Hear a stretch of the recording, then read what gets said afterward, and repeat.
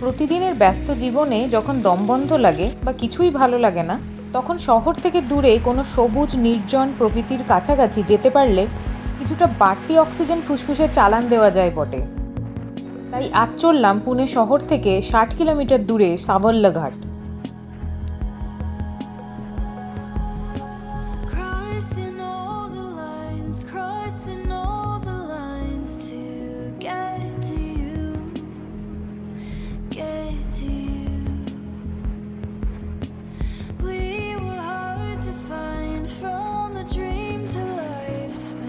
আমরা চললাম বাইকে সওয়ারি হয়ে, আর এসে পৌঁছলাম প্রথম ভিউ পয়েন্টে।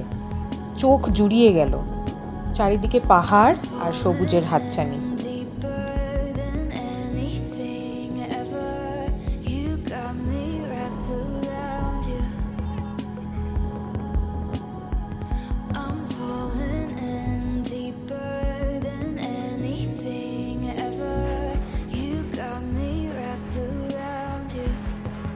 সুন্দর রাস্তা আর অপরূপ প্রকৃতি দেখতে দেখতে এগিয়ে চললাম মুলসি ড্যামের দিকে।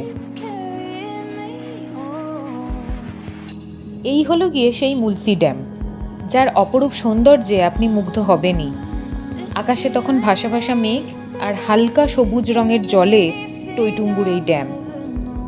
প্রকৃতি যেন এখানে অকৃপণ। সেই সুযোগে ফুসফুসে ভরে নেওয়া যায় কিছুটা এক্সট্রা অক্সিজেন।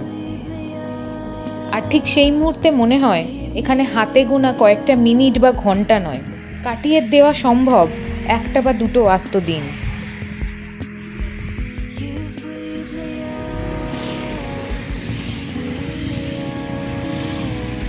কি মনে হচ্ছে, তাহলে এখানে একদিন কি আসা যায়?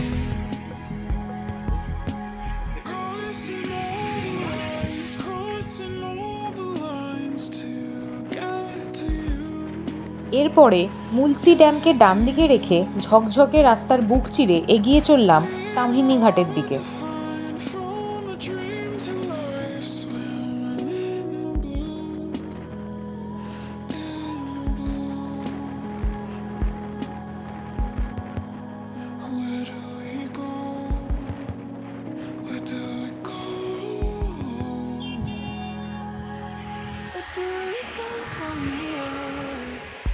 প্রকৃতির সৌন্দর্যে মুগ্ধ হয়ে এখানে একবার দাঁড়াতেই হলো। সবুজ যে এত রকমের হতে পারে তা এখানে না এলে উপলব্ধি করতে পারতাম না।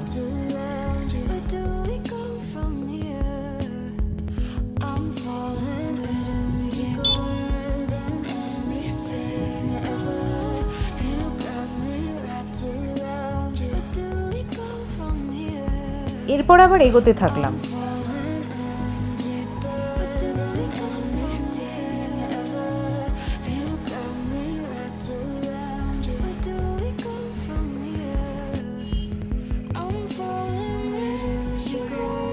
এই যে জায়গাটা দেখতে পাচ্ছেন, এখান থেকে যেতে হবে ডান দিকে।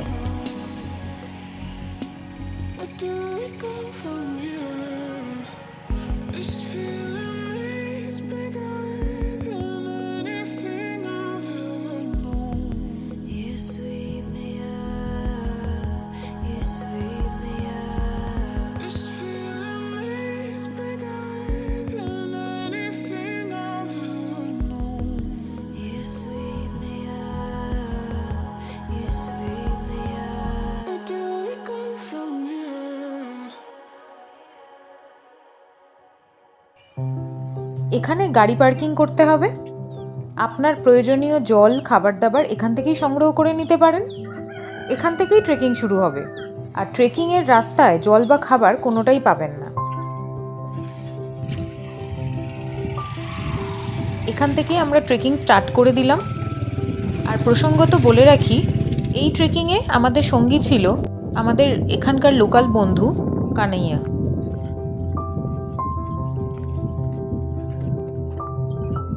সাবল্লা ঘাট ট্রেকিং করার প্রধান সিজন হলো বর্ষাকাল, কেননা এই সময় প্রকৃতি একদম সবুজ হয়ে থাকে আর গরমও কম থাকে। তো সেই কারণে এখানকার মানুষ সাধারণত বর্ষাকালেই এখানে ট্রেকিং করতে আসেন।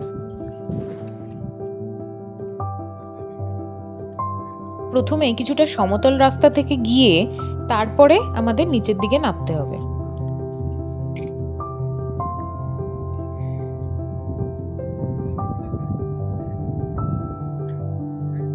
ওই যে দূরে যে জায়গাটা দেখছেন, প্রথমে আমাদের ওখানে পৌঁছতে হবে, তারপর সেখান থেকে আরও আমরা সামনের দিকে এগিয়ে যাব।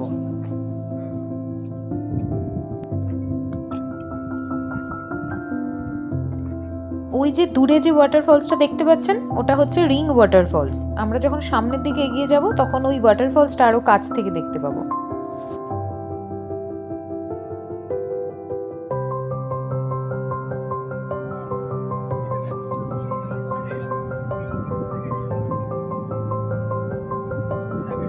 দূরে যে ড্যামটা দেখতে পাচ্ছেন ওটা হচ্ছে বিরা ড্যাম। আর যে জায়গাটা দিয়ে আমরা যাব সেই জায়গাটা অত্যন্ত খাড়াই এবং পিচ্ছিল, আর কানাইয়া সামনে অনেকটা গাইডের মতো আমাদেরকে এগিয়ে নিয়ে গেল।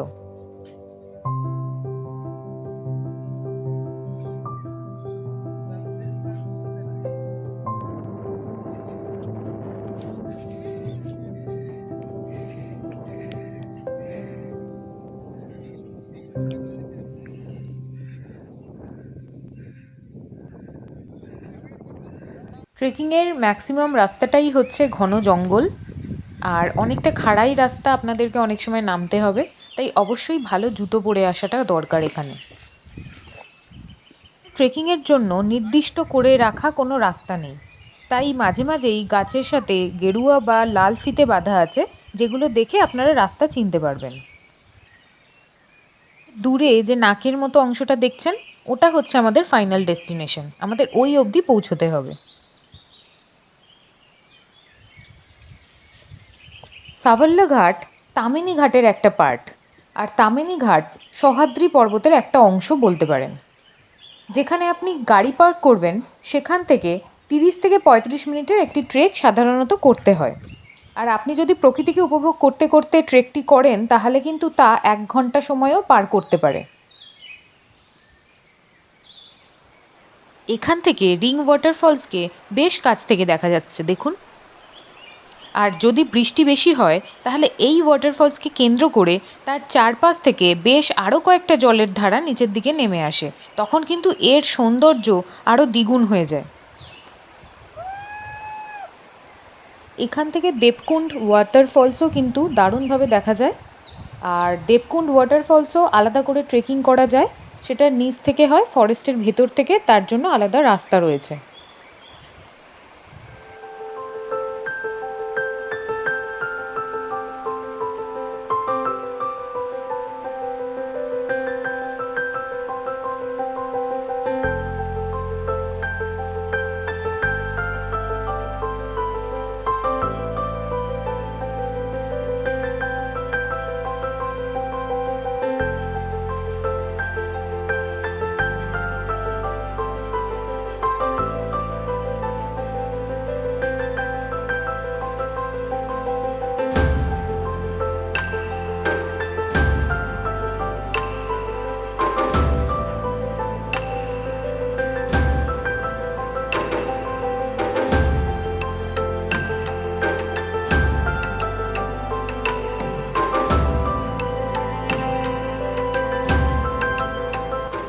সাভাল্লা ঘাট মূলত একটা ভিউ পয়েন্ট। এই জায়গাটা অনেকটা র্যাম্পের মতো, বা বলতে পারেন অনেকটা নাকের মতো, যার বাঁদিকে আপনি দেখতে পাবেন রিং ওয়াটারফলস আর দেবকুণ্ড ওয়াটারফলস, ডান দিকে দেখতে পাবেন কুণ্ডলিকা ভ্যালি, আর সামনে রয়েছে ভিরা ড্যাম।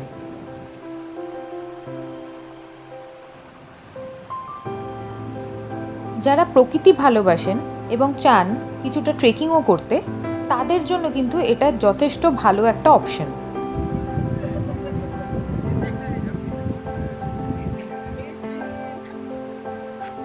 আমরা গিয়েছিলাম উইকেন্ডে, তাই প্রচুর মানুষ সেখানে গিয়েছিলেন এবং প্রত্যেকের মতো করে জায়গাটিকে উপভোগ করছিল।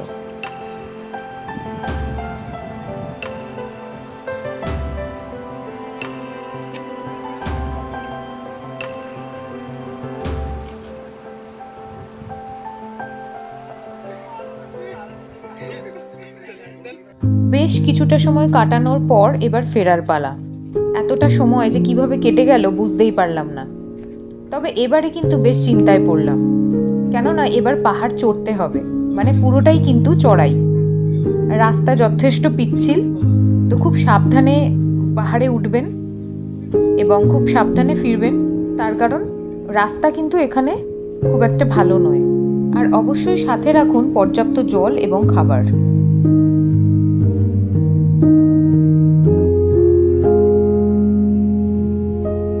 প্রকৃতির এই সৌন্দর্যের টানকে উপেক্ষা করে শহুরে জীবনে ফিরে আসাটা অসম্ভব কষ্টের, তাই শেষ দৃষ্টিতে যতটুকু দেখা যায় তাকিয়ে থাকলাম।